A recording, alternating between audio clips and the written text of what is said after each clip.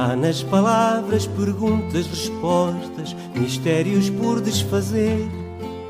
Um sentido sem para tudo e para nada, no mais belo livro que eu li.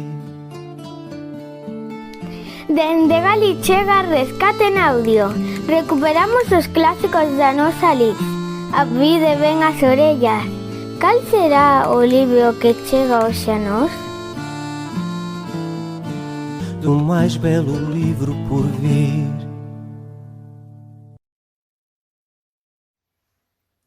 Eu elixo o libro 13 anos de Branca, de Agustín Fernández Paz. Por qué? Por ser un libro, un título que me deu moito xogo na docencia, como lectura recomendada nos cursos de primeiro e segundo da ESO, porque trata o tema dos cambios físicos e de carácter na adolescencia de Branca, a relación cos pais, o seu primeiro amor, a vida no colexio, o percibir como lle medran os peitos, de forma natural e con delicadeza. Tamén como a rapaza afronta unha enfermidade, a hepatite, que a prostra na cama 2 meses, e fala da convivencia co irmán, uns anos máis novo que Branca, pero que moitas veces é cómplice cos seus segredos que pertencen só aos dous. Digo que funcionaba moi ben como lectura nesas idades porque nos permitía falar naquelas clases mixtas destas realidades que aparentaban tabús.